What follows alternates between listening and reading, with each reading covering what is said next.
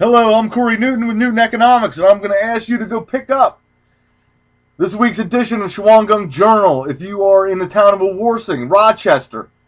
Those are the two main places you can get it up and down the 209 corridor, because one of the articles I wrote is right next to one of the articles the town supervisor of Wawarsing, Leonard Dissel, wrote. And what a juxtaposition of two different completely opposing viewpoints.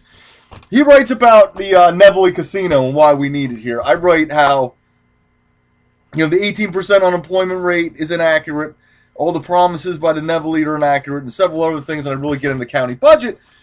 But let's just go to the screen we have right here. I started this 10 months ago in January on this 18% unemployment rate. And here we have the Community Fact Finder from the United States Census.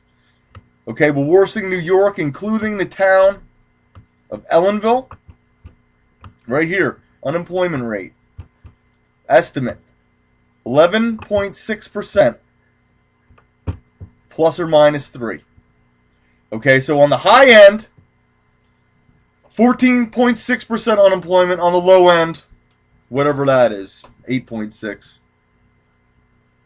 That is the only evidence and data on the unemployment rate in Wawarsing, including the village of Ellenville, because there's a population of 13,000. It's not big enough to warrant monthly unemployment statistics. So right here, by the town supervisor, unemployment is at 18% in the town of Wawarsing and village of Ellenville.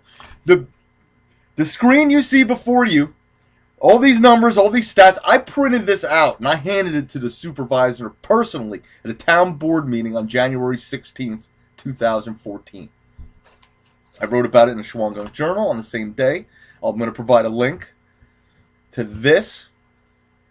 After I sat on it for a while, did as much research as I could on it, 11.6% is the unemployment rate. So I break all this down. It's economic malpractice. So they're either in denial of what the unemployment rate actually is, or they are willingly and purposely giving inaccurate information about the unemployment rate. And that's unacceptable. It's absolutely unacceptable. We're here, and they have no evidence or data to support that 18% number. They say social services data, but the unemployment rate isn't calculated using social services data. And I also delve into that in this article from March 20th. So that's 7 months ago. So 10 months ago, I initially started this thing with the unemployment rate. 7 months ago, I got another thing published on it. And the other day, October 2nd, they're still saying it's an 18% rate with no empirical evidence or data to support it.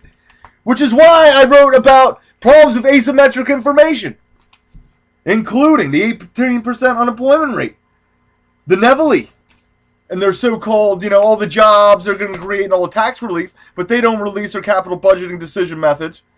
So we get an idea how much tax relief we're going to get. And they won't release the project labor agreements to see how many jobs are actually going to be created. Are they all going to be union jobs? What's the ratio of union to non-union jobs going to be created at this resort?